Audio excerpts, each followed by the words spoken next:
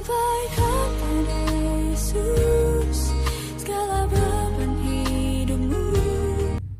Shalom, selamat pagi Bapak Ibu, Saudara yang saya kasihi dalam nama Yesus. Selamat bertemu kembali dalam channel Aletheia Niaskaro untuk saya boleh berbagi firman Tuhan kembali kepada kita. Kiranya dalam pembicaraan kita di pagi hari ini menjadi perenungan yang membawa kita dalam iman yang lebih baik lagi.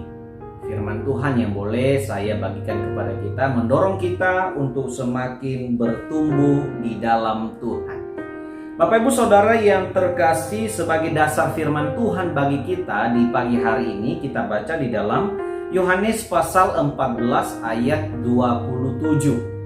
Firman Tuhan berbunyi, "Damai sejahtera kutinggalkan bagimu, damai sejahteraku kuberikan kepadamu, dan apa yang kuberikan tidak seperti yang diberikan oleh dunia kepadamu.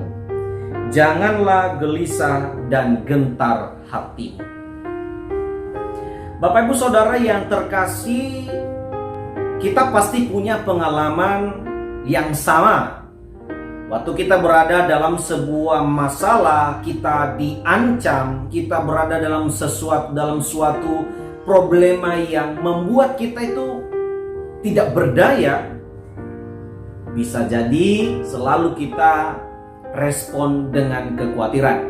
Ketika masalah tidak ada jalan keluar, ketika ancaman sudah ada di depan kita, seringkali kita responi dengan kekhawatiran, kegelisahan yang paling hebat. Sama seperti cerita seorang bapak yang kelihatan, yang kedengaran orang yang sangat mapan, orang yang sangat kaya raya. Tetapi pada suatu malam, tiba-tiba bapak ini karena kekayaannya membuat ia tidak nyaman tidur di malam pertama itu. Lalu ia mencoba menikmati malam itu, dia berusaha tidur dan akhirnya dia tertidur. Hari kedua ia juga mulai gelisah karena dia memikirkan kekayaannya, dia memikirkan semuanya, saudara-saudara. Hari ketiga begitu dan seterusnya, Bapak Ibu. Akhirnya bapak ini bertemu dengan seorang kakek yang sudah tua dan kakek itu berbicara kepada dia, "Kedamaian tidak bisa didapatkan dengan Anda punya segalanya."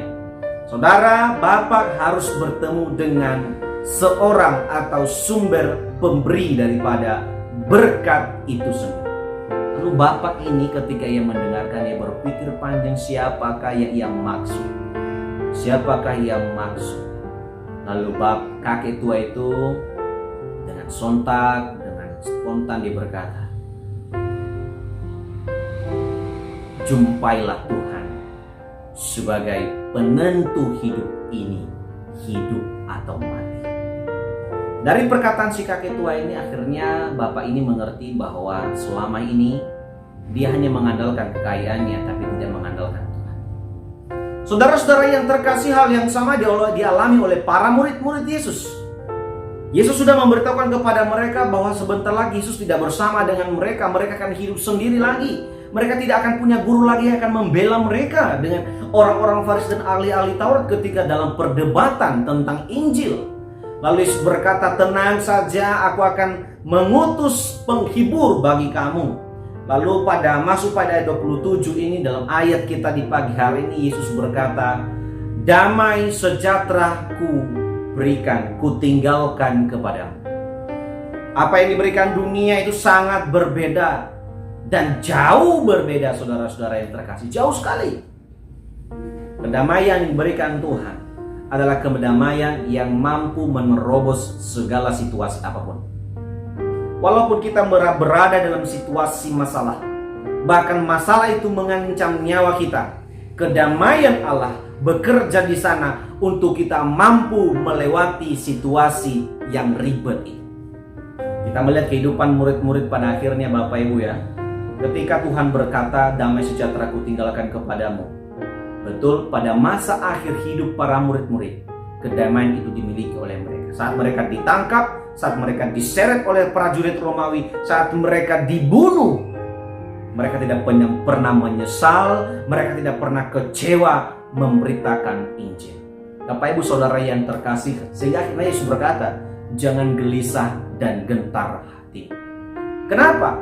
Karena Yesus sudah tinggalkan kedamaian dalam diri kita.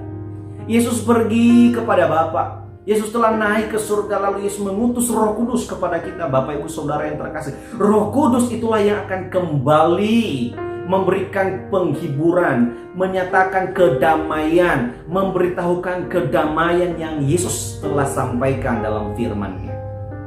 Sehingga saudara-saudara, kita yang percaya Yesus ini, kita yang kuat imannya, saat kita berada dalam situasi yang sulit, anak-anak kita payah ya, ekonomi pun mulai macet, pelayanan macet.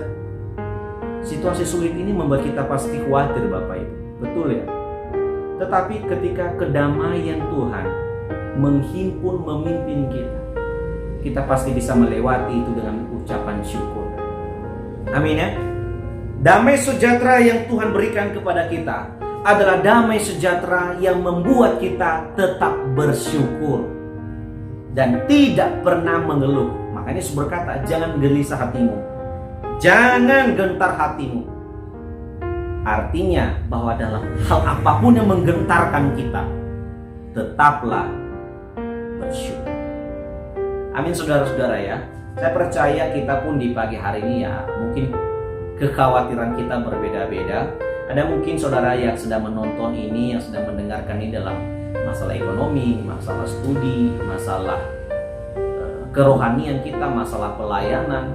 Saudara-saudara percayalah, kalau Tuhan sudah sampaikan damai sejahtera aku tinggalkan kepadamu, maka mari kita lewati situasi.